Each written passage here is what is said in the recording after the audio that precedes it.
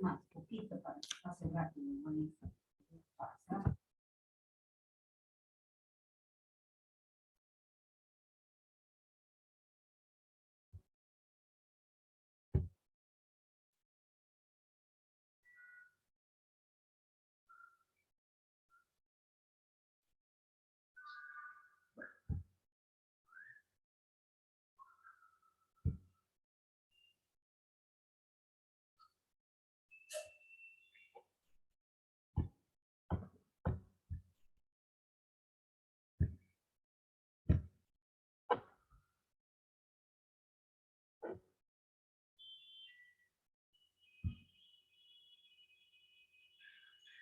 Buenas tardes jóvenes estudiantes.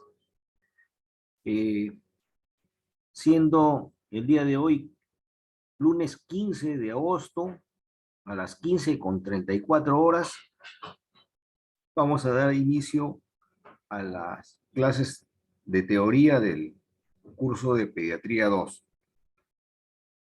¿Se escucha claro? Hola. Sí, doctor, buenas noches. Bueno, pues, buenas tardes. Doctor, buenas tardes. Ya, muy bien. Entonces,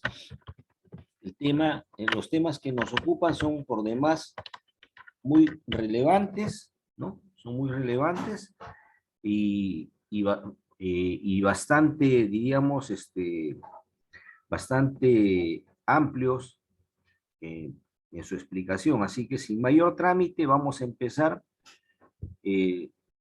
ya la clase. ¿Sí?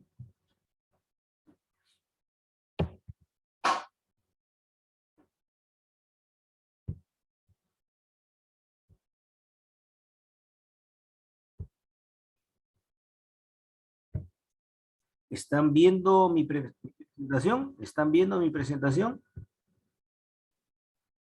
Hola. Sí, doctor. Bien, muchas gracias. Entonces, el primer tema que vamos a abordar es el que corresponde a los exantemas infecciosos, ¿no?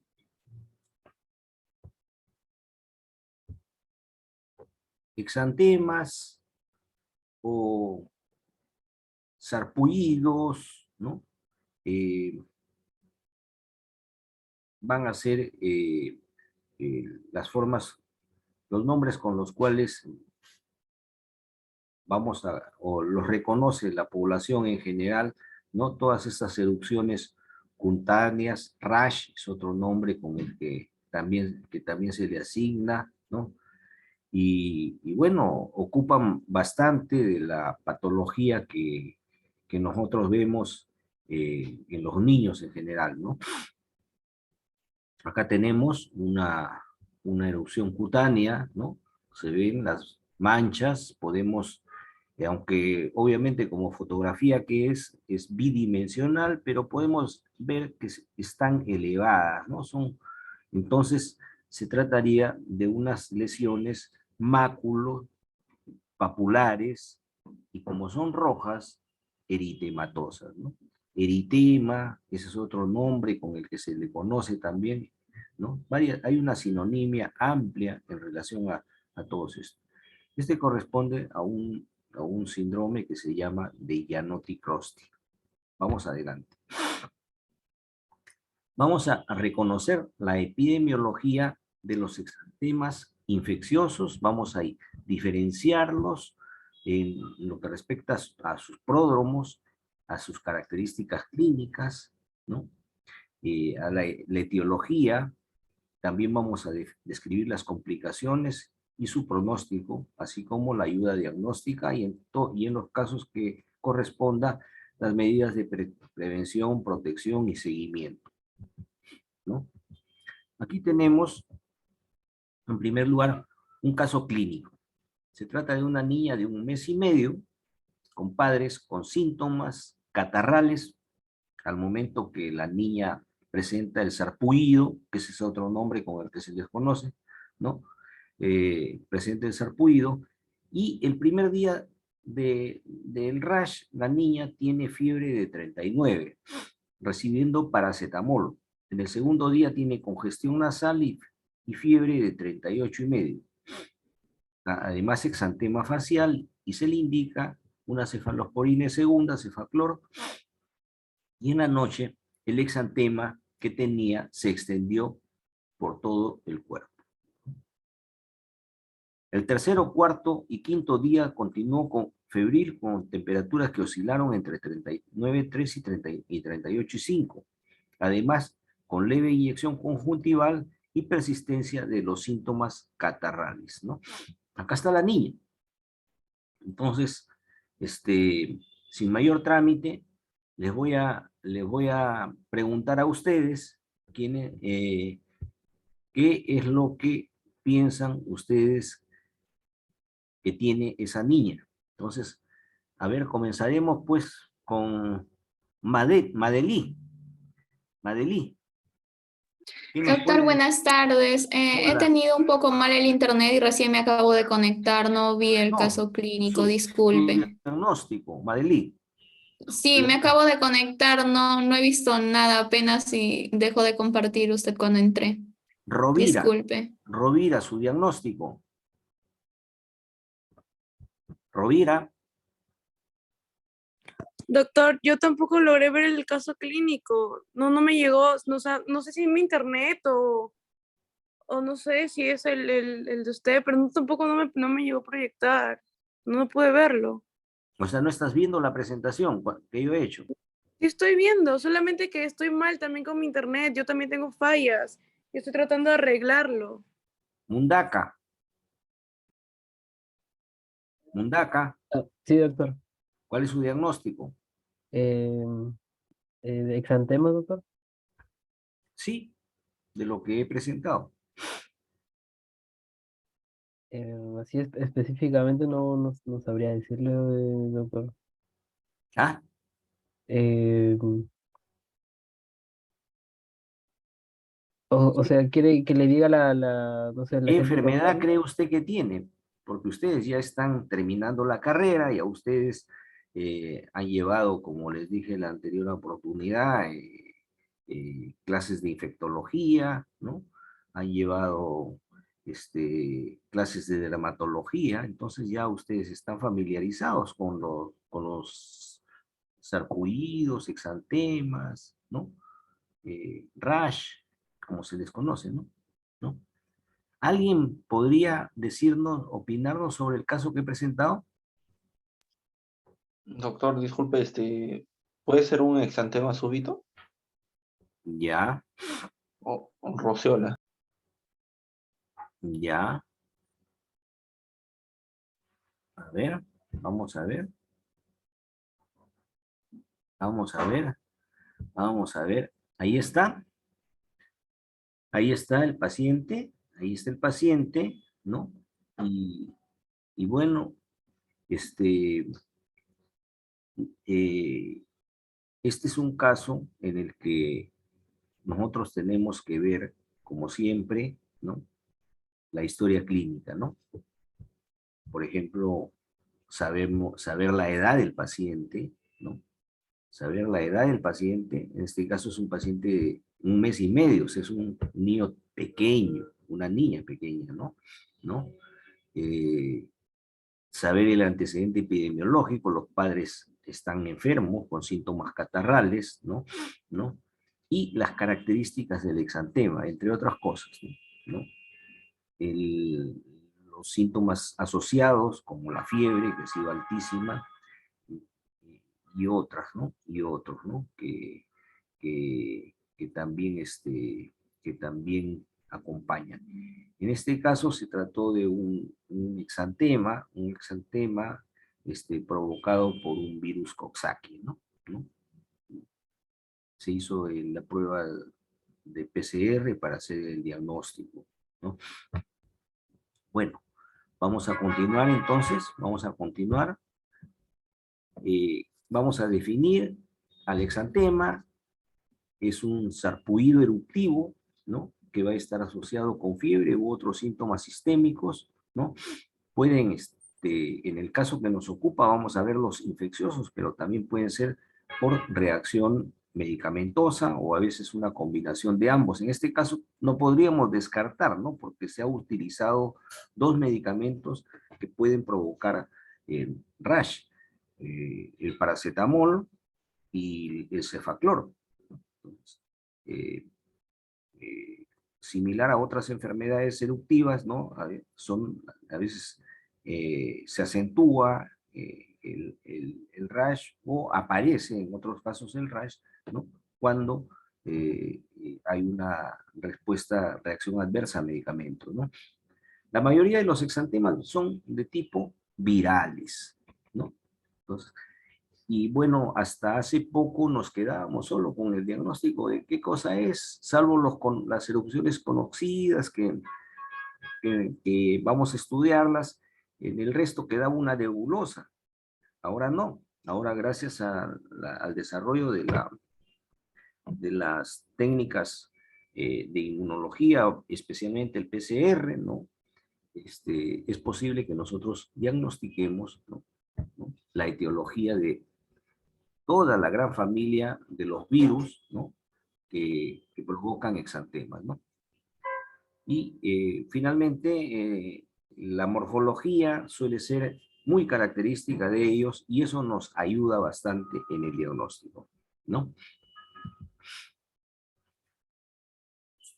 ¿Son importantes? Claro que sí, porque forman parte de la historia de las enfermedades infecciosas altamente contagiosas, ¿no? Que han provocado pandemias en otras épocas, ¿no? La famosa peste negra en la Edad Media, ¿no? Eh, el, el haber diezmado, ¿no? a la población de nativos americanos cuando ocurrió la invasión europea, ¿no? ¿No? Tanto en México como en Perú, ¿no? ¿No? Hubo una gran merma de la población porque trajeron la viruela, ¿no? ¿No? Como saben ya está extinguida, vamos a hablar un poco de eso más adelante, ¿no? Y de los actuales se reconocen pues a la escarlatina y al sarampión como la primera y la segunda enfermedad eruptiva, ¿no? ¿No? Nunca ha quedado claro cuál de las dos es la primera, ¿no? La tercera es la rubiola, la cuarta fue reconocida indirectamente como que correspondía a la que genera la toxina epidemolítica del estafilococo, ¿no? Los inicios del siglo XX, Philatow y Dukes describieron esta enfermedad que toma el nombre de ellos, pero que como no era posible hacer el diagnóstico etiológico, entonces quedó en interrogante, pero probablemente se trate de la toxina epidermolítica estafilocócica, ¿no? La quinta, el eritema infeccioso, y la sexta, el exantema súbito. Esas son las enfermedades que más o menos han tenido relevancia en los últimos años, pero actualmente tenemos otras nuevas. Ustedes ya lo saben, la monkeypox, ¿no? La viruela del simio, ¿no?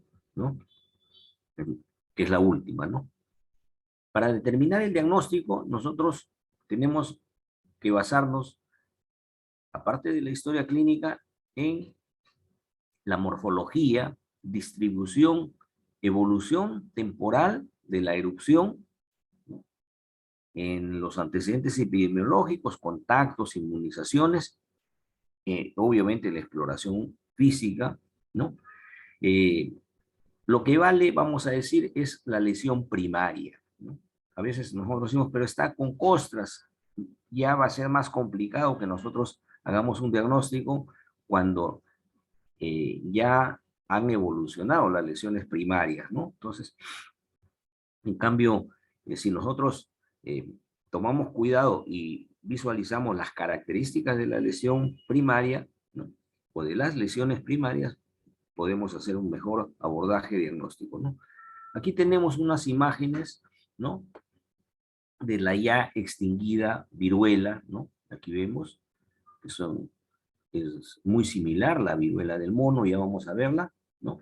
Y acá vemos que tiene un patrón uniforme. Eso se llama que son monomorfas. O sea, hay un monomorfismo, o sea, todas las lesiones son iguales, ¿no? Hay un monomorfismo en las lesiones. Acá podemos verlo con mayor amplitud en la que está en blanco y negro, ¿no? Todas son iguales, ¿no? Acá vemos unas lesiones, ¿qué característica tienen? También que se umbilican, ¿no? Van a pasar por todos los estadios de eritema, ¿no? Pápulas, vesículas, después esas vesículas se van a llenar de contenido ceroso y purulento, aquí las tenemos ya, están casi aparentemente como si fueran sólidas, y luego de eso empiezan ya diríamos, el proceso ya de cicatrización, empieza la umbilicación de las lesiones, ¿no? La costrificación posterior y la descamación, ¿no? ¿No? Pero nuevos virus como el que tenemos actualmente, también las nuevas vacunas, ¿no? Y han hecho de que se modifique el espectro de las enfermedades exantémicas, ¿no? Como señalábamos, las lesiones van a pasar por un periodo, ¿no? De máculas, pápulas, vesículas, pústulas o también petequias, ¿no?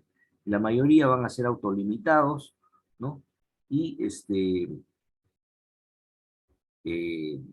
la etiología principalmente es viral, aunque otros microbios también provocan rash, ¿no? La cándida, los parásitos, ¿no?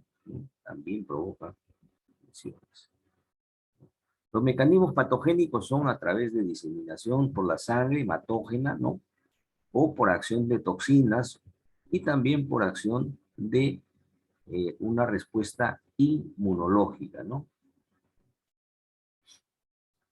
Vamos a ver un poco respecto al periodo de incubación.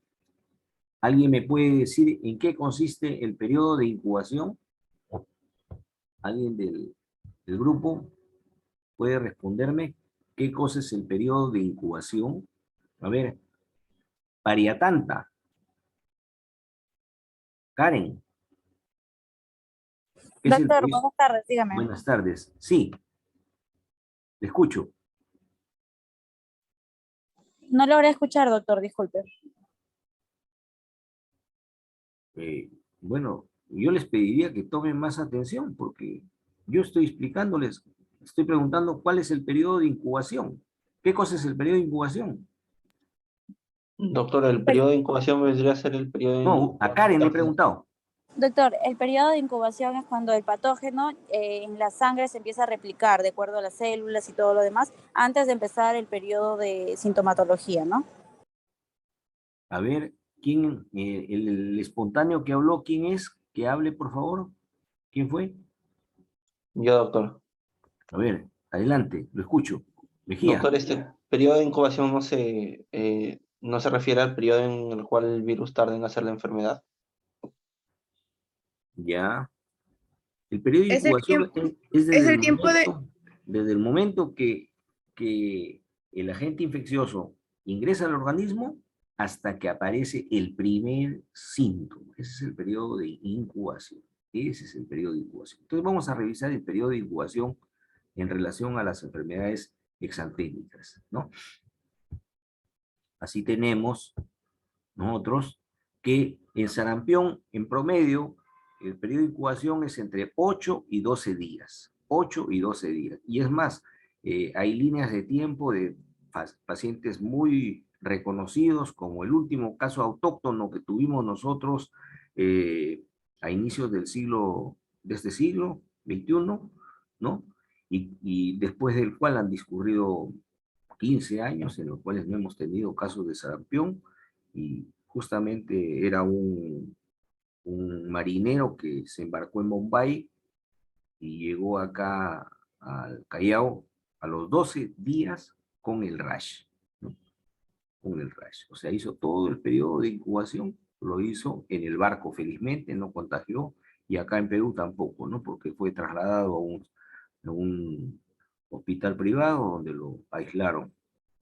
Rubiola tiene un periodo de incubación más largo, 14 a 21 días. El eritema infeccioso, que fue nombrado por uno de ustedes, 14 a 20 días. El exantema súbito, 9 días. Es importante que sepamos nosotros, ¿por qué? Porque cuando tenemos ya al paciente diagnosticado, ¿no?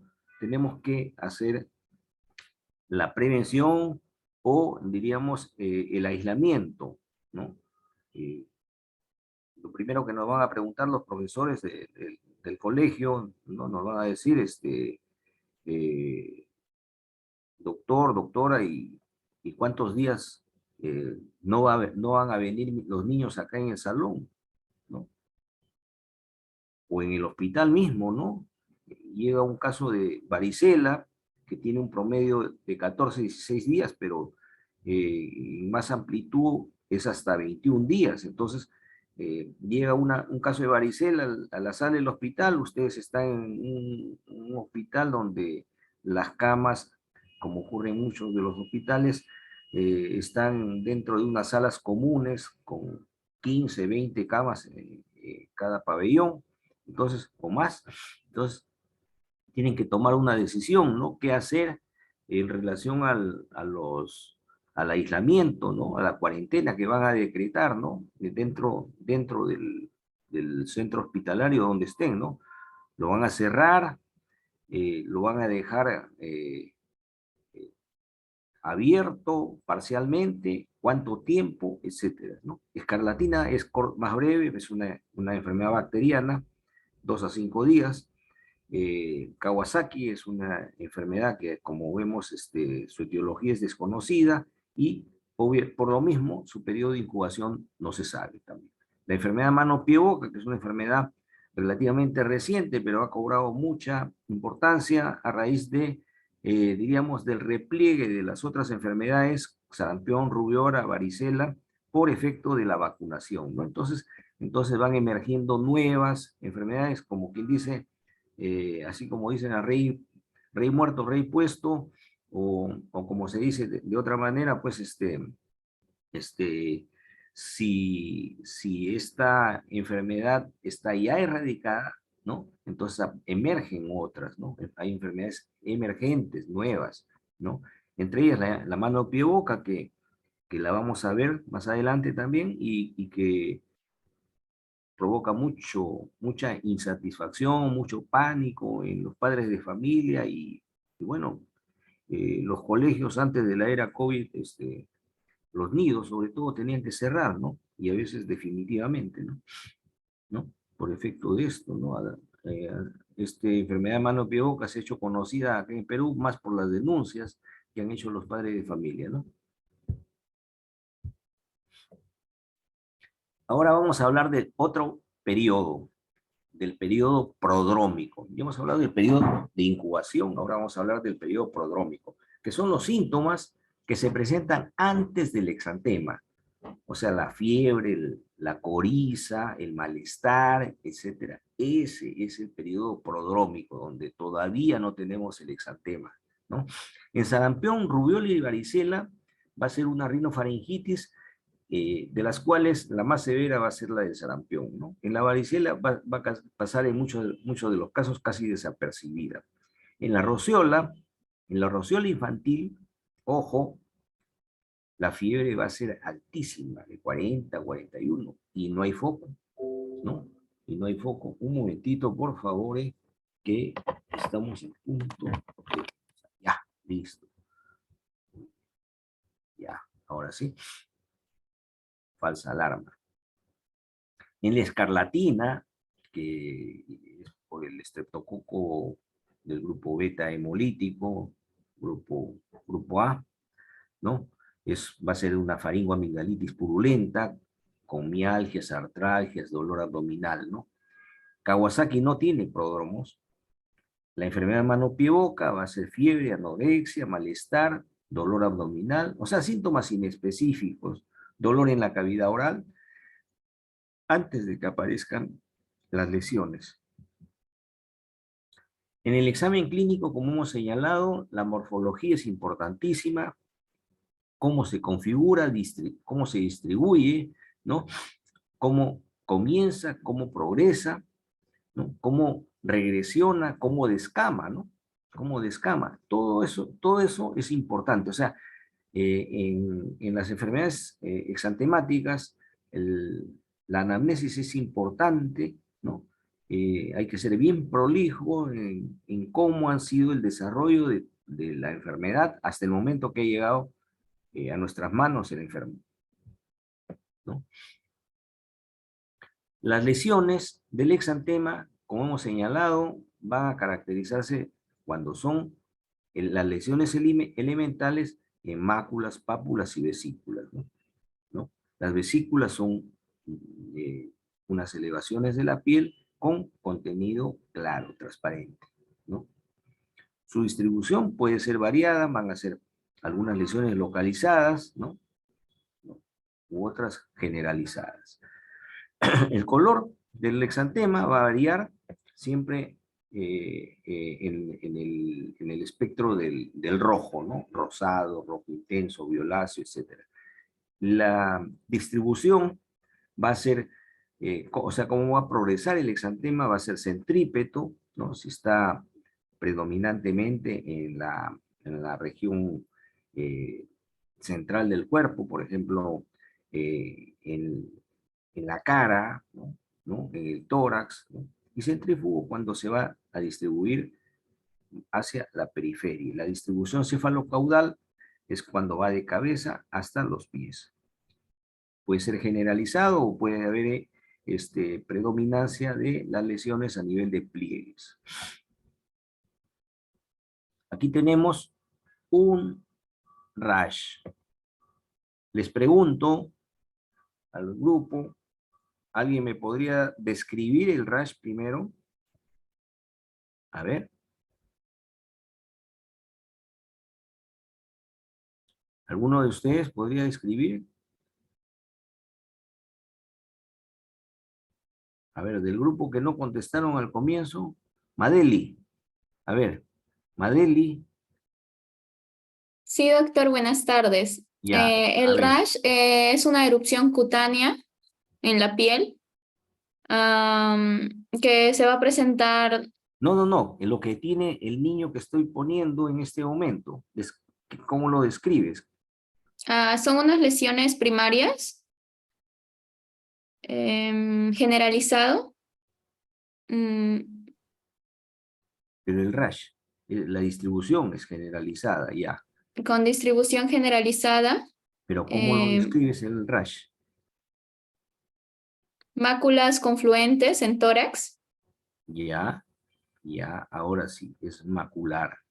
Y podemos inferir, sobre todo viendo las lesiones que están a nivel de tórax, están, impresiona que hay desniveles, no todas, no es homogéneo, ¿no? Entonces, maculopapular, y como es rojo, eritematoso, ¿no?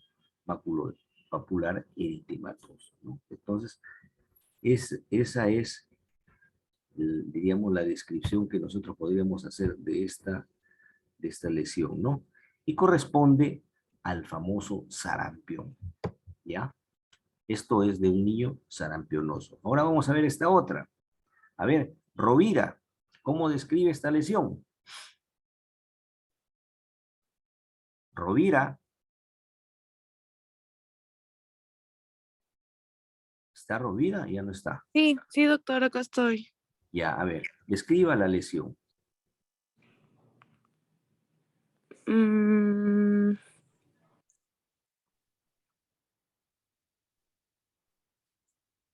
¿Es una mácula?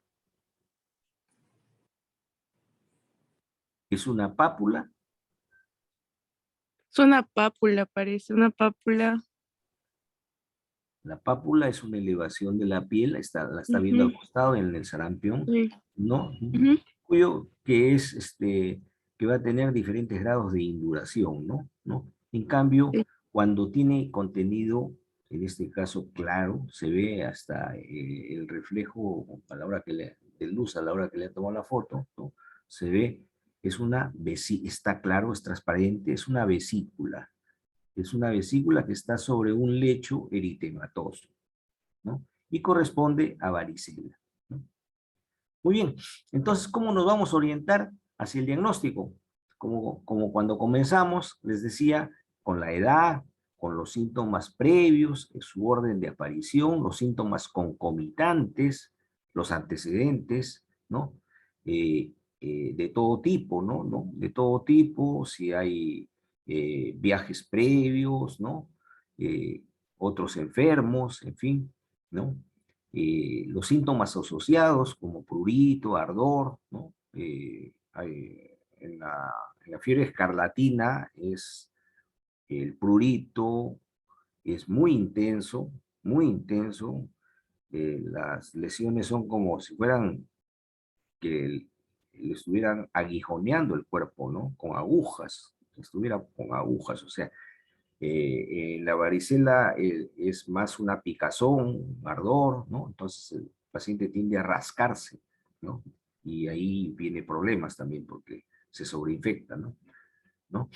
Acá están los patógenos virales, entre otros, que son los que más frecuentemente afectan, provocando exantemas. Como vemos, el espectro de los virus es amplio, ¿no? Herpes, adeno, picorna, parvovirus, ¿no? Paramixo, poxvirus, que es lo que está de moda ahorita, ¿no? El poxvirus, papovirus, arbovirus, retrovirus también, por supuesto, ¿no?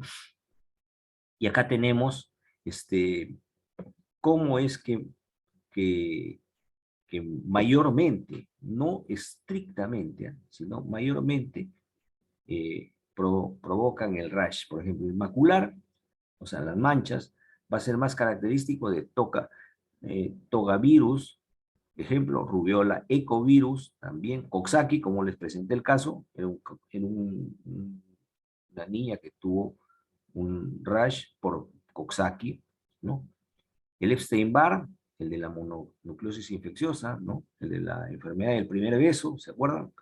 Que cursa con adenopatías, ¿no? A nivel, a nivel cervical, ¿no? Y submaxilar, ¿no? El herpes tipo 7, en el máculo papular, también togavirus, o sea, puede ser macular o maculopapular y estamos casi en lo mismo, ¿no? Pero ahí aparece también el sarampión, ¿no? El parvovirus, que es el responsable del eritema infeccioso, ¿no? Y en los vesiculares pueden ser, entre otros, maculopapulo vesicular, el Coxsackie, ¿no? Petequial tenemos, fíjense, la chikungunya, ¿no? Que algo hablamos de la chikungunya la vez pasada, ¿no? Urticarial tenemos el Coxsackie A9, también el virus de la hepatitis B, vesicular, el herpes simple, y así, ¿no? Algunos de la Coxsackie, vesículo papular, varicela. ¿Qué ocurre? Cuando hablen de vesícula, lo primero, varicela, zóster o virus de la familia herpes, ¿no? Pápulo vesicular, poxvirus, papular, poxvirus también. Ejemplo, el molusco es o el Gianotti-Crosty, que es lo que les presenté al comienzo de la clase, ¿no? También tenemos exantemas morbiliformes con petequias, ¿no? Por ejemplo, en hepatitis, en sarampión atípico, ¿no? En virus respiratorio sincicial, en dengue también, ¿no? Vesículos ampollosas, herpes simple, zóster, mano, pie, boca, y infrecuentemente puede ser por otros como influenza, orf, viruela, vacuna, ¿no? Acá la etiología más ya especificada por las enfermedades más conocidas, ¿no? Paramyxovirus, sarampión, tobaviridae, rubiola, parvovirus, B9, el eritema, el herpes tipo 6, herpes humano tipo 6, exantema súbito, que nos mencionó su compañero, ¿no? Que consiste pues en que el niño debuta con una fiebre muy alta. O sea, aquí no era eso, aquí no era eso, porque no debuta con fiebre alta. Entonces tiene fiebre alta sostenida y después de eso, cuando cae la fiebre, brota el exantema, ¿no? O sea, la fiebre va a ser parte de los pródromos. Cae la fiebre, después que ya lo ha visto 10 médicos al niño, porque ha estado 2, 3, 4 días con fiebre y no se sabía qué cosa era, no le encuentran foco, erupciona, ¿no?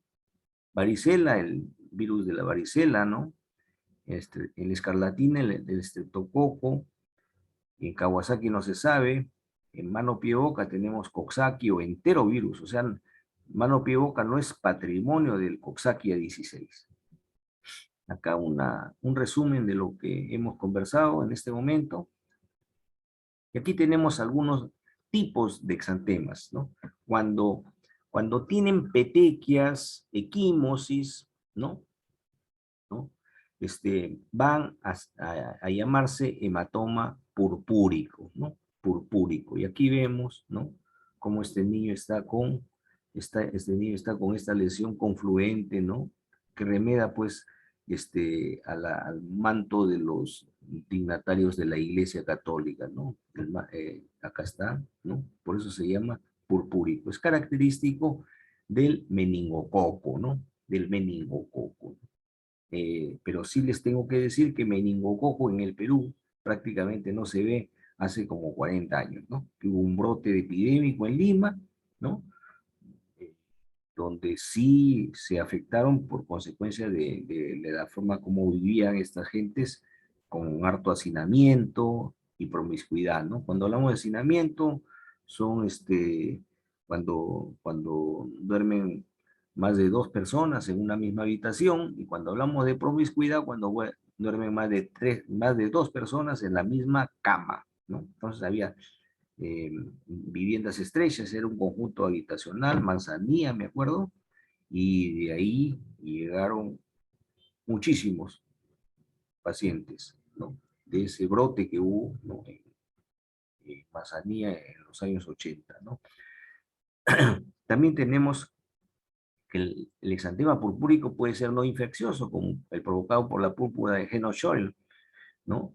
O la panarteritis nodosa, y también por coagulopatía, ¿no? O sea, no siempre va a ser infeccioso el purpúrico, ¿no?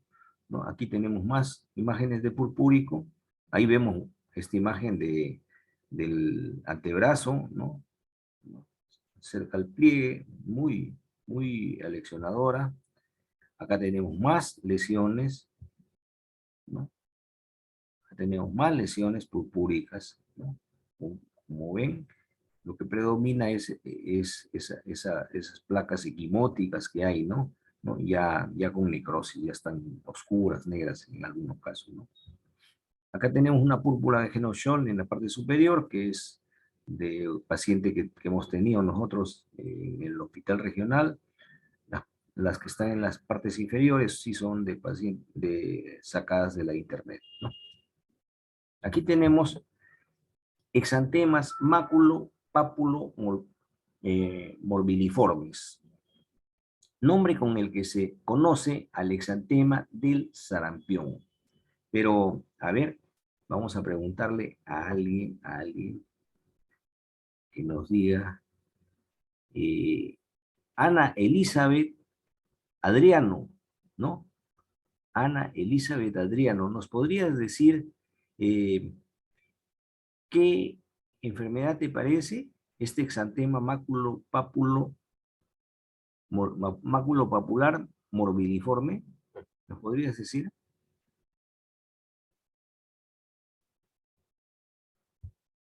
Hola, Ana. Doctor, Ana de... Sí, sí. Tu diagnóstico. ¿Qué tipo de exantema? Sí. No, el exantema ya les he dicho, es maculopapulo morbiliforme, ¿no? Enfermedad sarampión. Sarampión. Pero hay un detallito, ¿no? Hay un detallito. Míralo el niño está aparentemente no fastidiado, ¿no? Ahí está. Tranquilo, ¿no? Si bien es cierto, el exantema es generalizado, pero no muestra unos signos de resfriado, que es lo que tiene el sarampión, ¿no? ¿No? Esto corresponde o correspondió pues a un eritema infeccioso. Pero también el exantema súbito, un síndrome que se llama de guantes y calcetines, por la forma como erupciona la enfermedad, y otras más pueden causar exantema de tipo morbiliforme, ¿no? Más se conoce como morbiliforme, pero en verdad son manchas con elevaciones y con una confluencia en la cual dejan pequeñas áreas limpias, por decirlo, ¿no? Es casi confluente, ¿no?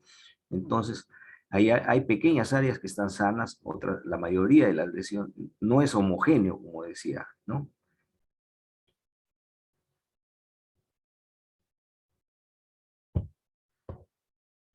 Acá tenemos otro tipo de rash, que es el escarlatiniforme. ¿Por qué el nombre? Porque deriva de la escarlatina, ¿no? Entonces, aquí en la foto de la izquierda, ¿no? La foto de la izquierda podemos ver, ¿no? Cómo es ese rash, ¿no? Y cuando uno toca la piel del enfermo, tiene el aspecto de una lija, ¿no? O la piel como si fuera una piel de naranja, ¿no? ¿No? Ese es el rash de la escarlatina, que como les dije, es muy pruriginoso, ¿no? Pero no solo escarlatina, sino Kawasaki o síndrome de shock tóxico, ¿no? Pueden provocar eso, como vemos acá en la parte inferior, la fotografía de la parte inferior, ¿no? Es Kawasaki, y en el otro es un exantema látero-torácico unilateral, ¿no? Que también es raro, no es frecuente verlo, como vemos hay una miscelánea de exantemas, nosotros, digamos, por frecuencia nos habituamos a describir los más conocidos, pero hay muchísimos más, ¿no? En el exantema, el otro exantema es el vesículo ampolloso, ¿no? Aquí tenemos vesicular con ampollas, ¿no? Y este corresponde a la mano pie-boca, ¿no? Mano pie-boca. ¿Por qué? Porque afecta la boca, provocando eso que las mamás dicen fuego, ¿no? Tiene fuego en la boca, así le llaman, ¿no? Por lo que quema, por lo que el niño siente que le quema la boca, ¿no? Pero ustedes hábilmente le dicen, señora, enséñeme las manitos del niño, y van a ver unas lesiones vesiculares con un contenido ceroso, no transparente como la varicela, sino ceroso. Y adicionalmente le dicen, señora, enséñeme los piecitos también, ¿no? Y también vamos a encontrar ahí algunas lesiones, ¿no? De esta enfermedad mano-pie-boca, ¿no? La ayuda diagnóstica no va a ser tan importante como en el caso del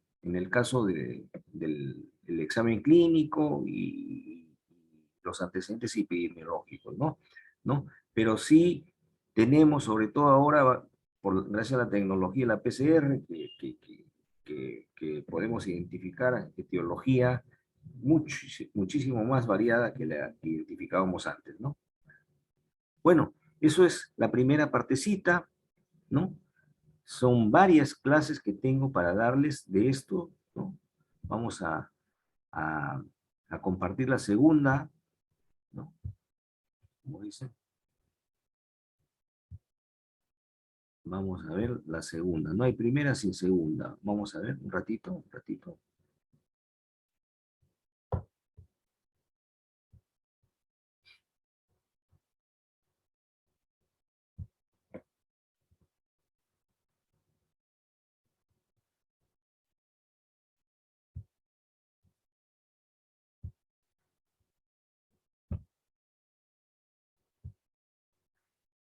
¿Están viendo?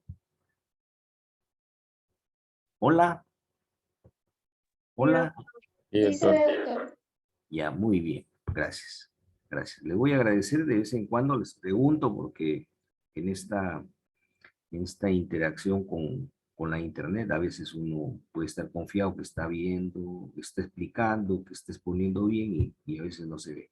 Bueno, esta es la enfermedad de moda actualmente, ya en algunos lugares están dejando de lado las restricciones del COVID y están alarmados por esta que es la monkeypox o la viruela del mono, ¿no? Y bueno, les he preparado algunas diapositivas para que la conozcan mejor, ¿no?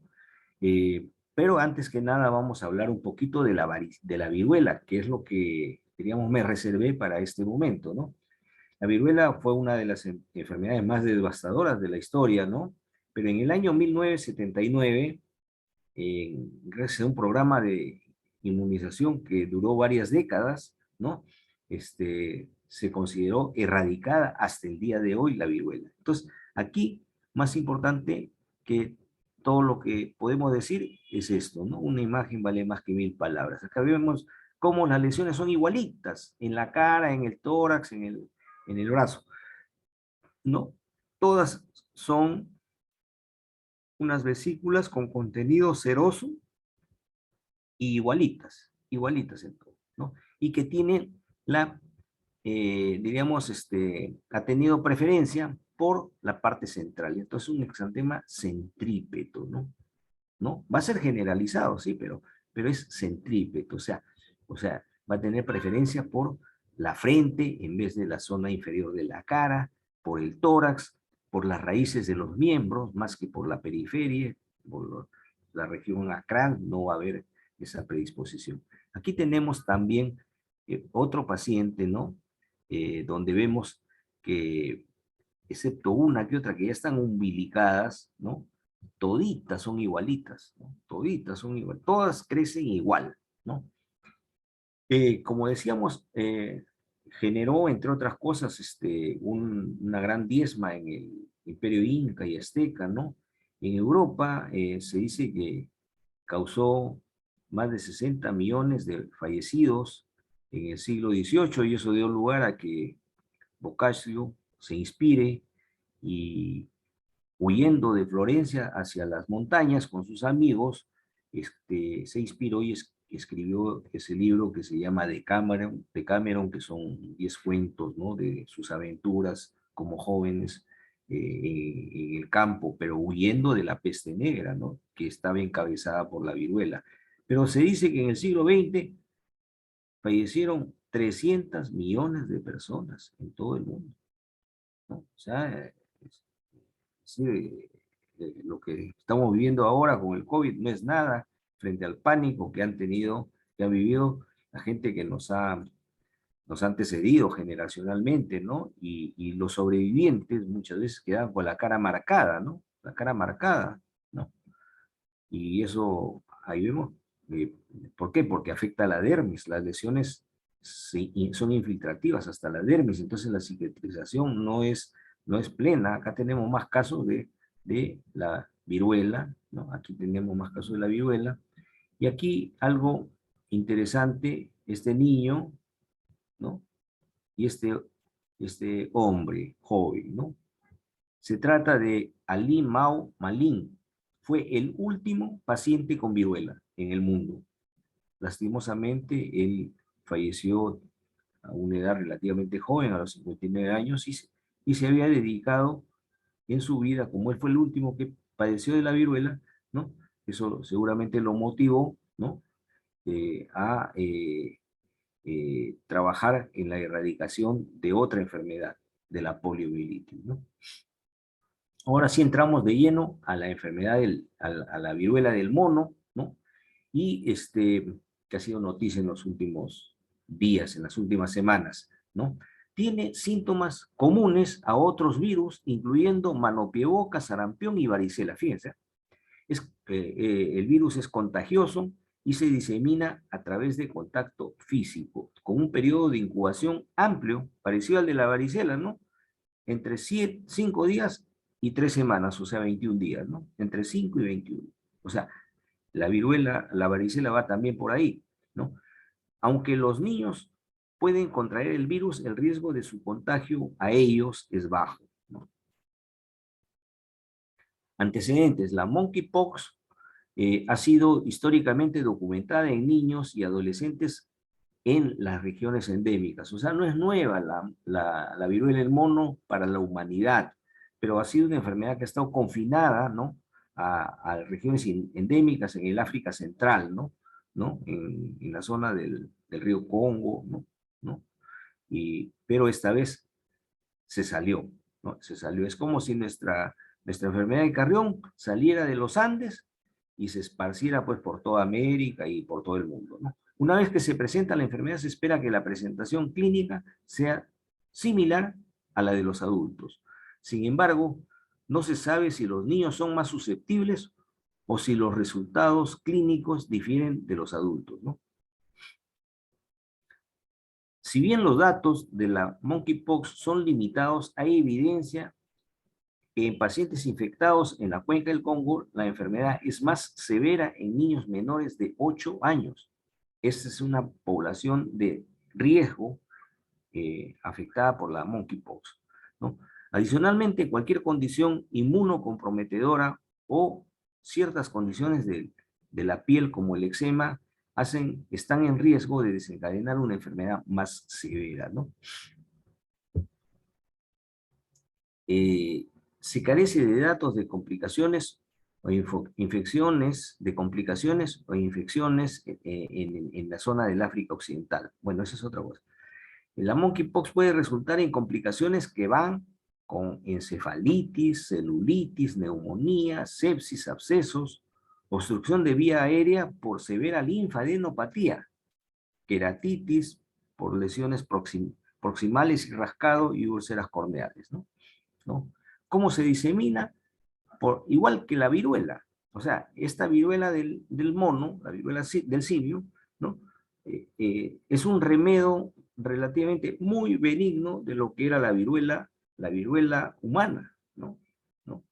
Es por contacto directo con el rash, o sea, hay que estar en contacto con las lesiones, con las costras y con los fluidos corporales, y ahí hay una diferencia, ¿no? La contagiosidad es hasta que desaparece la última costra, y ese recuerdo ha hecho de que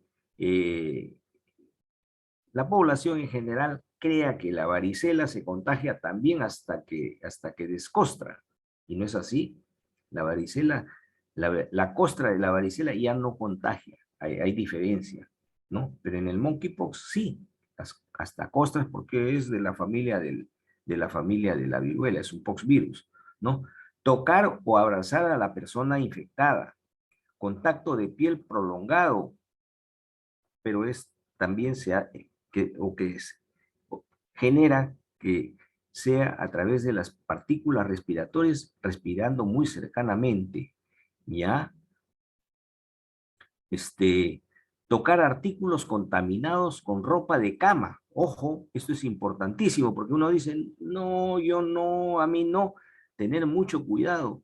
Los artículos contaminados como ropa de cama, juguetes, almohadas, previamente tocadas por una persona infectada. ¿Se dan cuenta?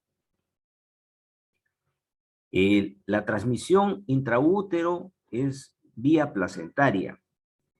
Otra forma como se disemina es por ser arañado o mordido por un animal contaminado o comer carne contaminada. Una persona infectada puede seguir transmitiendo desde el momento en que lo contrae hasta que la piel sea curado después que desaparezca la erupción, lo que habíamos señalado, ¿no? El riesgo en gestantes y niños, porque es lo que más prevalece, comparado con el COVID, tarda mucho más en transmitirse de persona a persona, hemos visto hasta 3 semanas, ¿ya? Todavía es bastante rara y esto la convierte en una enfermedad menos peligrosa, pero ya vamos a ver. Se sabe que la mayoría de las personas se curan solas, pero en casos excepcionales pueden presentarse neumonía, infecciones oculares o cerebrales, como hemos señalado, ¿no? El feto puede contraerla de la madre por vía intraútero, y las gestantes y menores de 8 años están en riesgo, ¿no? Los síntomas característicos son fiebre, escalofrío, cefalea, mialgias, dolor de espalda, fatiga y linfadenitis, o sea, ganglios inflamados, ¿no? Aquí miren, tiene también un periodo vesicular. y ahí están esas vesículas de una viruela del simio, ¿no? Ya vamos a ver. Similar a la infección en adultos, el signo más común es el rash, que progresa de máculopapulares a vesículas, a pústulas y finalmente a costras, pero que dejan la piel sana. Ahí hay una diferencia enorme también, no infiltra la dermis. La pobre gente pues que sobrevivía a la viruela, porque la viruela llegaba y diezmaba a la población, ¿no? Incluso se refiere pues que los colonos en Norteamérica, ¿no? Enfermos de viruela, igual en México, les regalaban su ropa a los indígenas, a los pobladores de esas zonas, con el fin de que se contagien, ¿no? Con el fin de que se contagien a través de las ropas de los enfermos, ¿no? Entonces, aquí es lo mismo, el contagio es hasta el último momento, ¿no? Antes del brote multinacional, la fiebre y la linfadenopatía eran lo más común. Sin embargo, durante el brote actual, eso no siempre ocurre. Hay dificultad para deglutir cuando hay lesiones orofaringias, o sea, es tegumentaria, no solo es piel. Las lesiones intraoculares, edema palpebral o costras palpebrales pueden ocurrir cuando hay lesiones dentro o cerca del ojo del paciente, pudiendo ocurrir cuando un paciente toca estos sitios, ¿no? Aquí tenemos un niño con la viruela del mono, ahí está la referencia, ¿no? Ahí está el niño con la viruela del mono. Como vemos, el rash en este caso es un rash aislado, ¿no? No es confluente, pero miren, tiene el perfil de la viruela, ¿no? O sea, es centrípeto la erupción. Prefiere la cara y dentro de la cara, la frente, ¿no? Prefiere el tronco y como las lesiones en antebrazos son aisladas, ¿no? Aquí tenemos otras lesiones. Aquí hay otras, esta se ve muy bien, me agradó ver esta foto, por eso se las traje, ¿no? Ya, aquí están. Y las lesiones van a tener un patrón característico, ¿no? Ese monomorfismo de la viruela también lo mantiene, ¿no? Diagnóstico diferencial, pues varicela, mano, pie, boca, sarampión, sarna, molusco, herpes, sífilis, incluyendo sífilis congénita, rash alérgicos, erupciones por drogas, ¿no? Puntos claves. Debe considerarse cuando un niño o adolescente presenta un rash que podría ser consistente con la enfermedad, ¿no? Especialmente si están presentes criterios epidemiológicos, ¿ok? Los lactantes y niños con eczema y otras condiciones, ¿no? O sea, es importantísimo el criterio epidemiológico. Si no hay criterio epidemiológico, pues no va a haber enfermedad, ¿no? Ya sabemos que los niños no son la población más susceptible, ¿no? Entonces, tiene que haber un adulto ahí en su grupo familiar próximo, ¿no? Tiene que haber ese antecedente epidemiológico, ¿no? Tengan en cuenta, como hemos señalado, que los niños con eczema y otras condiciones dérmicas y niños inmunocomprometidos tienen más riesgo de enfermedad severa, ¿no? El tratamiento debe considerarse caso por caso basado en la sospecha o confirmación de niños con riesgo de enfermedad severa, o aquellos que desarrollen complicaciones. Hay tratamiento, pero todavía no está presente en Perú, ¿no? Niños con tecovirimat, se llama el medicamento, ¿no? Niños y adolescentes expuestos a personas sospechosas o confirmadas son elegibles de la profilaxis post-exposición, con vacunación o medicación antiviral, ¿no? Las vacunas. O sea, se está viviendo algo parecido, pero la ventaja es que hay vacuna contra la viruela, que, bueno, ha estado reservada para casos especiales, para poblaciones en riesgo, en laboratorios sobre todo, ¿no? Que manipulaban el virus de la viruela. Entonces tenemos aquí, en este caso, esta vacuna, Jynneos, que es aprobada para la prevención de la viruela y la viruela del mono, ¿no? Y esta otra, ACAM 2000, que es aprobada para la viruela, pero disponible para la viruela del simio bajo protocolo,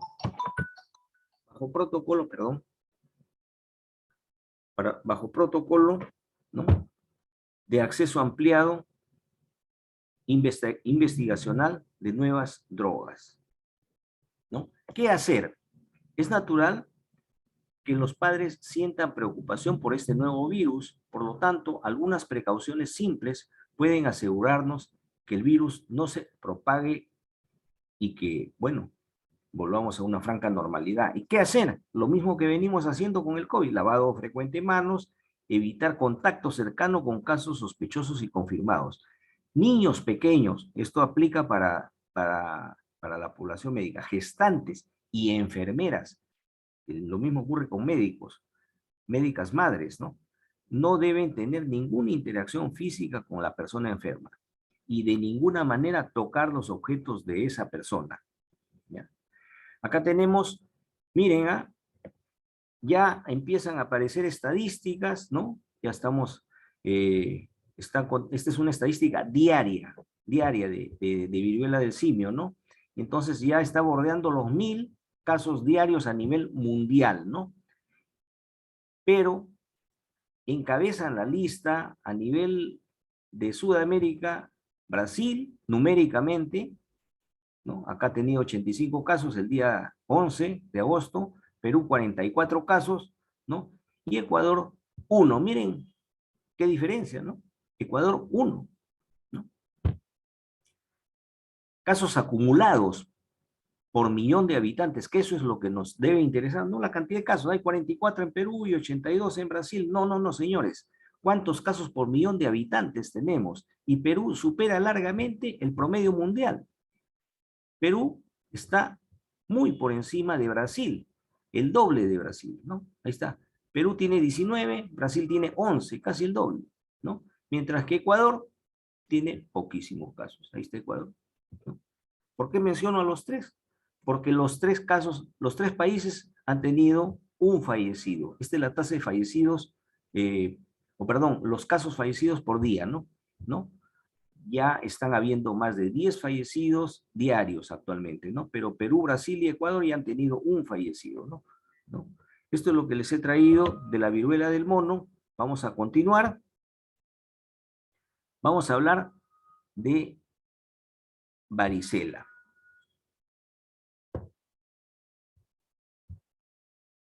Vamos a hablar de la varicela en este momento.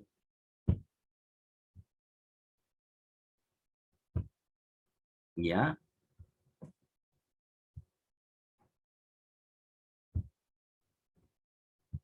Vuelvo a repetir, ¿está viéndose la presentación? ¿Está viéndose la presentación? Sí, se ve.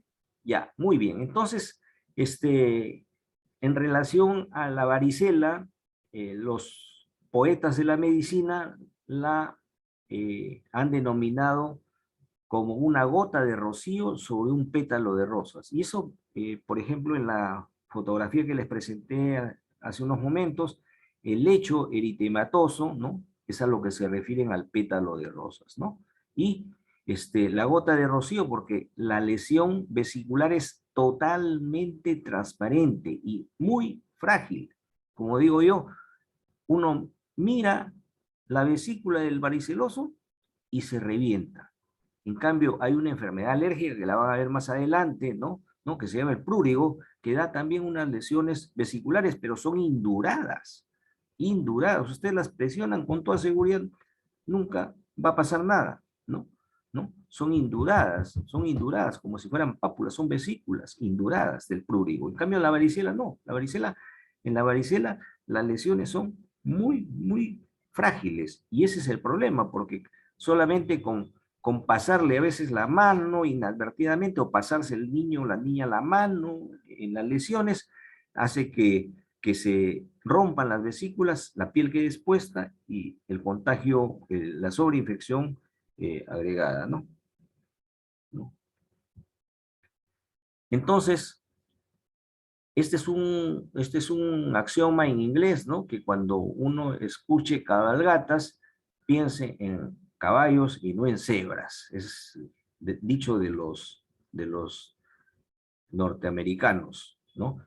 Pero en el caso de varicela, nosotros tenemos que decir que hay que pensar en todo, en caballos y en cebras, y va a depender de dónde vengas, ¿no? Esa sería la respuesta que nosotros le daríamos a ese axioma que tienen. Entonces, varicela, como decimos, así, igual que en la viruela, que por rascado hay sobreinfección, acá el que entra es el estafilococo o el estreptococo. Miren esa pústula que hay subpalpebral, ¿no? Con alto riesgo por contigüidad lesionar el ojo, ¿no? O porque ya sabemos que hay proximidad con el sistema nervioso, de una diseminación hematógena hacia el sistema nervioso y una meningitis agregada, ¿no? O sea, la varicela no solo es benigna, es de riesgo por las complicaciones per se de la varicela, sino por las complicaciones no varicelosas, como esta que estamos viendo, las infecciosas, ¿no? Etapas de la varicela, ¿no? Hay una etapa de manchas, de máculas, hay una de pápulas, ¿no? Que se forman horas después, o sea, la etapa macular casi pasa desapercibido. La varicela es una enfermedad que como digo, el resfriado pasa desapercibido para la mamá, para la profesora, pasa desapercibido. La mamá se da cuenta cuando el niño llega del colegio, está almorzando y lo ve con el rash. Entonces, la etapa de manchas, la etapa macular, pasa desapercibida. La etapa papular, de la misma manera, diríamos, evoluciona muy rápidamente, en 24 horas máximo. Entonces, la tercera etapa es la que solemos ver nosotros, ¿no? Aquí la tenemos, ¿no? Aquí la tenemos. Ahí está el lecho de rosas, vamos a decir, ¿no? Y la gota de rocío, ¿no? Y esta más parece una gota de rocío, ¿no? Sobre un pétalo de rosas, a eso. Y acá empezamos a ver algunas diferencias, ¿no? Acá vemos unas lesiones chiquitas y unas lesiones más grandes, ¿no? Acá vemos una mancha y acá ya vemos vesícula. Ahí hay diferencias. Entonces vamos viendo qué pasa con las lesiones varicelosas. Ahí tenemos otras gotas de rocío sobre pétalo de rosa, pero ya acá el contenido es ceroso, ¿no? Acá es transparente. Igual de esta de acá se ve que es transparente, la de acá no, ya es ceroso, ¿no? Y, como repito, empezamos a ver diferencias de lesiones en una misma región. Eso se llama polimorfismo regional. O sea, mientras que en viruela es monomorfismo regional, ¿no? O monomorfismo incluso general, en la varicela hay un polimorfismo regional. Varias lesiones en un mismo sitio, ¿no? Ahí están, acá ya está, parece que fuera una pústula, esta también. Esta de acá son todavía en fase vesicular. Y aquí también vemos lesiones en diferentes estadios, ya estas parece que estuvieran hasta necróticas, ¿no? Acá se ve más cerca, están necróticas, y acá todavía estas están en fase de vesícula, ¿no? Esta de acá está en fase de vesícula, ¿no? Aquí tenemos lo mismo, ¿no? Vesículas y pápulas, ¿no es cierto? O vesículas incipientes acá, ¿no? ¿No? Ahí tenemos, ya estas están con un poco de costra, ¿no? Estas todavía no se han costrificado. ¿Y por qué? Porque tiene varios brotes la varicela, tiene varios brotes, ¿no? Aquí tenemos más lesiones, que, bueno, se las voy a dejar en el PDF posteriormente, ¿no? Pero aquí tenemos otros niños con lesiones, con más lesiones, ¿no? Varicelosas. Aquí vemos el polimorfismo regional, es evidente también, ¿no? En niños vacunados suele ser, porque puede ocurrir, es menos aparatosa, ¿no? Por eso decíamos que los exantemas las vacunas también los han modificado, ¿no? Y una de las enfermedades que más evidencia las modificaciones postvacunales es la varicela, ¿no? Ahí está, un brotes aislados, ¿no? Secuelas en piel, o sea, no todo es benigno, ¿no? Puede dejar lesiones hipo o hiperpigmentadas y también cicatrices profundas. Pero esto se puede evitar si es que se rascan, si no se rascan las llagas, ¿ya? Hay que advertirle a la mamá, córtele las uñas a la criatura, ¿no? ¿No? Hay que darle sus antihistamínicos también, ¿no? ¿No? Aquí tenemos la evolución, ¿no? De las lesiones, ¿no? Durante 15 días, ¿no? ¿No? Durante 15 días. ¿Cómo va pasando de maculopapular, que casi no se ve, ¿no? A vesicular, y cómo la vesícula va indurándose, costrificándose hasta descamarse, ¿no? ¿No? Es importante tener en cuenta que los humanos somos la única fuente de infección de la varicela. O sea, no es una, diríamos, una zoonosis, no es una enfermedad que viene de los animales, ¿no? La infección primaria da lugar a varicela en el 75% de casos. Quiere decir que hay un 25% de casos que sí se han infectado con varicela, y eso se va a detectar por anticuerpos, ¿no? ¿No? Y ese 25% enfermó, pero el 70%, o sea, es una enfermedad en la que, es una infección en la que la gran mayoría de los infectados se van a enfermar, a diferencia de otras como la hepatitis, por ejemplo, donde es a la inversa, ¿no? Es a la inversa, o la mitad de los niños menores, ¿no? No van a tener, no se van a poner ictéricos, ¿no? Es diferente, ¿no? Varicela, prácticamente todo el que se contagia se enferma de varicela, ¿no? La transmisión es persona a persona por contacto directo con el virus de la varicela o con el herpes zóster, que es el mismo, que es el mismo virus que ya vamos a ver. No hay evidencia que se transmita por fomites, ¿no? ¿No? Por los residuos que tenemos, ¿no? ¿No? El virus es muy lábil y es incapaz de sobrevivir mucho tiempo en medio ambiente. Ese es un inconveniente que tienen las vacunas, ¿no? Porque la vacuna hay que sacarla de la refrigeradora e inmediatamente ponerla. Y esa es la gran interrogante que tenemos, ¿no? De la calidad de conservación de las vacunas hasta que llega a nuestras manos, porque todavía varicela no está en el Programa Nacional de Vacunaciones. Entonces, se vacuna en el medio privado, ¿no? Y entonces los laboratorios proveen a los consultorios, por así decir, ¿no? De los médicos que vacunan, ¿no? ¿No? A varicela, pero claro que son firmas, son casas de mucha garantía, pero, como dicen, hasta en las mejores familias se ve. Entonces, puede ocurrir algo, ¿no? Puede ocurrir algo y que pueda desnaturalizar a la vacuna, ¿no? ¿No? Por esa extrema labilidad que tiene el virus, ¿no?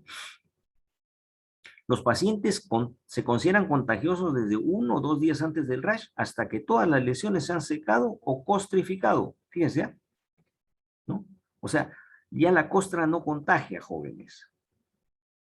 Ya tenemos que romper el mito. Es diferente en la viruela, pero ya la viruela no existe. Lo que tenemos ahora es la viruela del mono, muy similar a la otra viruela, pero Dios quiera, esperemos que se controle porque estamos en otra situación a nivel mundial, ¿no?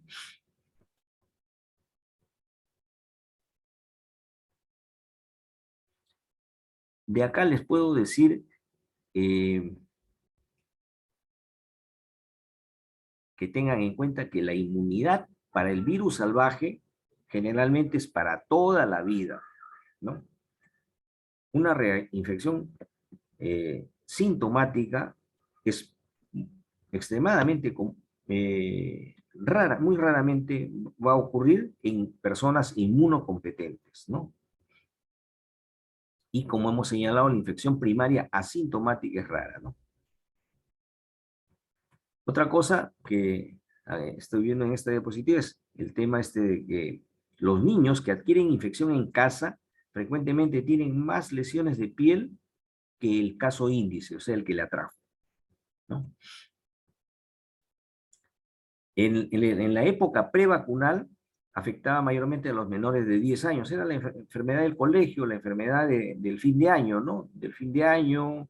Me acuerdo que cuando en mi época escolar, pues varios que estaban amenazados de repetir años les daba la viruela, la varicela y tenían opción de dar su examen final en el mes de enero, ¿no? Entonces, Gracias a la varicela, gracias a las paperas, varios salvaron el año, ¿no? En la época post-vacunal, la incidencia ha declinado, por ejemplo, en Estados Unidos, donde la vacunación es obligatoria, ¿no?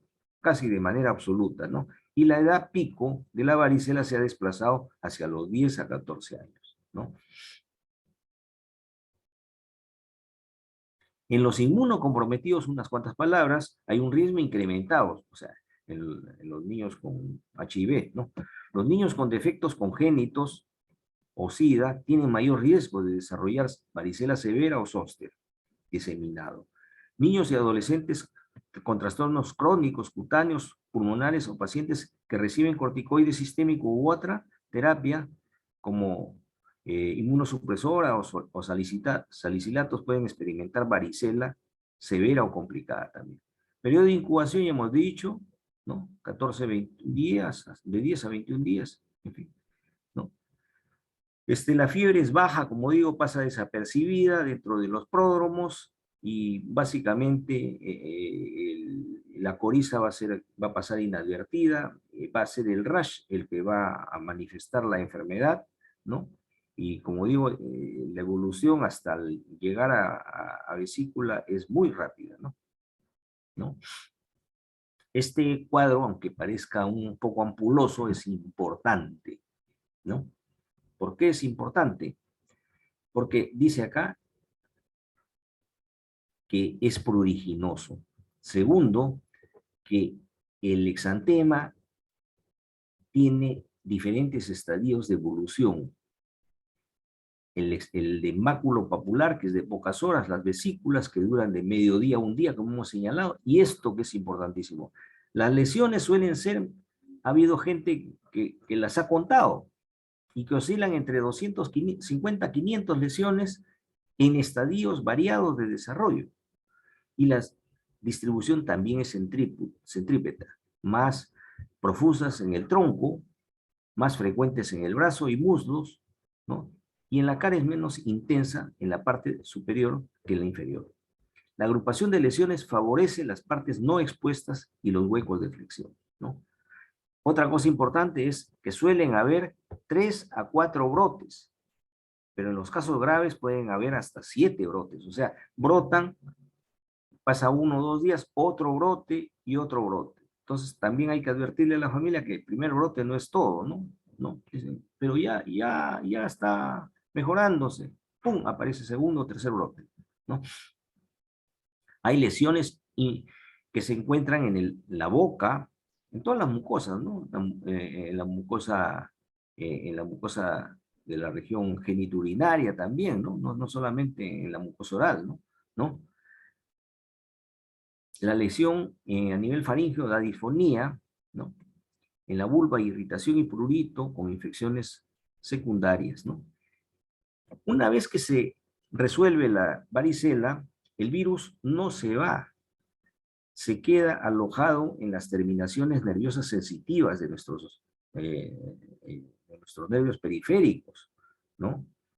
Entonces, está esperando que haya un momento de inmunodepresión de nosotros, bien sea por ayuno prolongado, bien sea por estrés, bien sea por una enfermedad consultiva como la TB o como el cáncer, ¿no? Y aparece esto que se llama herpes zóster, que va a presentarse en la zona de una metámera, por eso es que tiene esta forma horizontal, ¿no? O sea, es una metámera. Acá va a ser dolorosa, pruriginosa, a veces el dolor, el prurito, sobre todo el dolor va a ser persistente por meses, ¿no? Y años incluso, ¿no? Pero qué, señores, señoritas, si esta lesión ocurrió en el trigémino, provocó lesión en la córnea, va a provocar úlcera corneal. Y eso sí es algo bien delicado, ¿no? Es algo bien delicado porque puede provocarle pérdida de la visión a la persona afectada, ¿no? O sea, el herpes zóster es la segunda infección del virus de la varicela zóster, pero que puede ser más severo de lo que uno presupone, ¿no? Aquí tenemos otras lesiones de varicela zóster, ahí está, ¿no? En la zona próxima del plexo braquial, acá también, ¿no? Complicaciones de la varicela, bronconeumonías, bronconeumonías a nivel neurológico, encefalitis, ataxia cerebelosa, cerebelitis, síndrome Reye, meningitis, cambios neurológicos y focales, Guillain-Barré también. Cutáneas, hay lesiones cutáneas, hay también hematológicas, ¿no? Trombocitopenia, también hay artritis, hepatitis, o sea, es una enfermedad sistémica, uveitis, glomerulonefritis, angeitis, granulomatosa, parecido a lo que provoca nuestra enfermedad de Carrión, ¿no? El herpes zóster puede provocar meningismo, zóster motor, también puede haber zóster motor, zóster oftálmico y neuralgia, lo que hablábamos, posherpética, ¿no? Exantemas no atípicos son ¿cómo va? ¿Por qué va a ocurrir? Vamos a ver, una varicela no exantémica, ¿no? Eso es ese 25%. Varicela confluente, varicela hemorrágica o maligna, varicela gangrenosa, varicela del feto y del recién nacido. En razón del tiempo, lo dejo ahí porque tendríamos que... le voy a poner esto nomás, la varicela de brecha, ¿no? La varicela de brecha es una infección asintomática por la cepa salvaje postvacunal, o sea, como es un virus vivo atenuado, puede reactivarse, va a aparecer 42 días después de la vacuna, ¿no? El exantema es atípico, maculopapular, pero relativamente benigno, ¿no? Esa es la varicela de brecha. Puede haber varicela progresiva también, ¿no? Ahí vemos con petequias del niño, ¿no? Hay coagulopatía y otras más, ¿no? Ahí lo dejamos porque tenemos que entrar a la segunda clase, falta rubiola, perdón. De rubiola quería decirles unas cuantas palabritas. ¿Están viendo rubiola o no están viendo? Disculpe. No están viendo, ¿no? No, Ya, ahorita entramos. Ya, listo. Ahí está la rubiola. Vamos a hablar unas cuantas palabritas de la rubiola. Entonces, la rubiola, ahí está. También se le llama sarampión alemán o sarampión de 3 días. Porque las lesiones son muy parecidas, pero, como ven, los síntomas catarrales son mínimos, casi inadvertidos, ¿no? Y el bienestar que se le nota al niño, ¿no? Al niño es muy bueno, ¿no? Muy bueno, ¿no? Gracias a este australiano, ¿no? El doctor Gregg, que después fue condecorado por la corona inglesa, ¿no? Se conoció la rubiola congénita. O sea, la rubiola es una enfermedad relativamente benigna, no deja de tener sus complicaciones, pero el gran problema que tenemos con la rubiola, porque el rash es muy parecido, ¿no? La epidemiología muy parecida a la del sarampión. Acá tenemos una línea del tiempo, ¿no? Donde la fiebre pues no pasa de los 38 líneas, ¿no? Lo que prevalece son el exantema. Miren, el exantema aparece, ¿no? Aparece el exantema, pero no dura mucho, dura 3 días, 4 días, ¿no? Lo que prevalece son los ganglios inflamados, que son a nivel retroauricular, ¿no? A nivel retroauricular, ¿no? Van a durar durante todo el periodo de la enfermedad, ¿no? Ahí está. Ustedes pueden decir, sí, esto es sarampión. Tengan en cuenta que sarampión, rubiola y paperas tienen una vacuna triple al año y refuerzos posteriores. De tal modo de que la idea de erradicar la rubiola no es para que no le dé a los niños, sino para que las niñas, cuando entren en edad de gestación, estén protegidas. Y además se ha establecido un sistema de vacunación en las gestantes, en las adolescentes, en las jóvenes de los últimos años de la secundaria, ¿no? Ahí está. Parece un sarpullido verdaderamente la rubiola, ¿no? Ahí tenemos otro niño y otro niño, ¿no? Se los he traído esto porque, claro, estamos en época todavía de confinamiento, ¿no? Y ahí tenemos rubiola en un niño no vacunado en la Argentina, ¿no? Me gustó esta foto, ¿no? Las adenopatías, ahí están. Ahí está. Ahí está. Ahí están las adenopatías, ¿no? 1, 2, 3, 4 adenopatías, ¿no? Ahí están.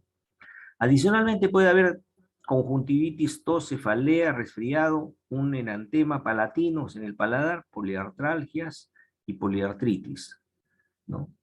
Ahí está el enantema palatino, ¿no? Ahí está. ¿No? La encefalitis no es infrecuente, no es infrecuente, 20-50%, ¿no?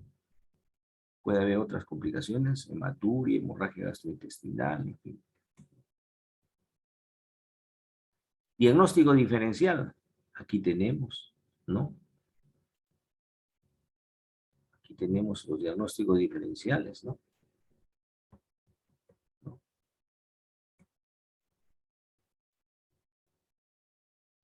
¿Qué enfermedad será esta?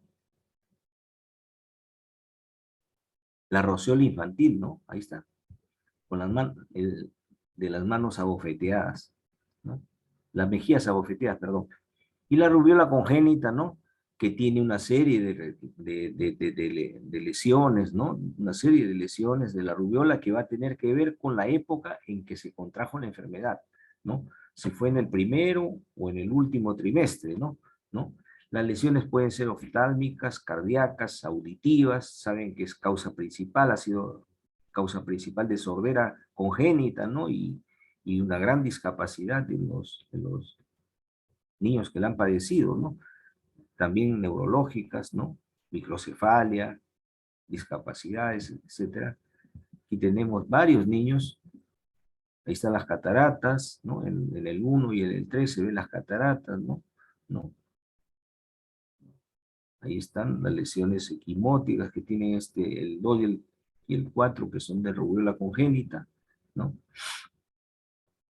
El síndrome de rubiola congénita se caracteriza por retardo de crecimiento, neumonitis intersticial, enfermedad ósea radiolúcida, hepatoesplenomegalia, trombocitopenia, eritropoiesis dérmica, lo que hemos visto, o sea, hay una afectación también a nivel de una angeitis, ¿no? A nivel de la piel, ¿no? Formas leves pueden asociarse con manifestaciones clínicas escasas o ausentes, y los defectos congénitos ocurren principalmente en los niños en el primer trimestre. Es una de las pocas causas conocidas de autismo, la rubiola congénita. Y acá tenemos lo que se conoce como la tríada o tetrada de Greig. ¿En qué consiste? En enfermedad cardíaca, auditiva, oftálmica y encefálica, ¿no? Cardiopatía, sordera, cataratas y microcefalia, ¿no? Diríamos, la tríada va a ocurrir cuando es antes de las 20 semanas, ¿no? También puede ocurrir, diríamos, la cardiopatía en ese periodo de tiempo, ¿no? Pero el riesgo de contraer la tríada o la tetrada ya no es en el último trimestre. En el último trimestre hay lesiones dérmicas, básicamente, pero puede haber hepatoesplenomegalia o meningoencefalitis, ¿no? Aquí, un homenaje que le hizo el Red Book de la Academia Americana, de la Asociación Americana de Pediatría, a uno de los impulsores de la vacunación contra la rubiola, el doctor Cooper. Y con esto damos por terminado lo que es varicela, ¿no? Y vamos a entrar a esta, que no podemos dejar de mencionarla, no podemos dejar de mencionarla.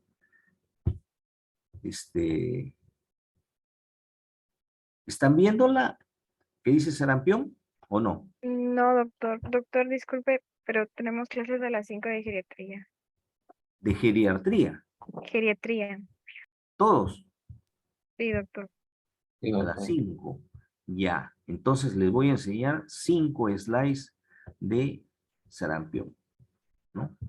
En primer lugar, consideremos que sarampión no es una enfermedad que ha sido erradicada.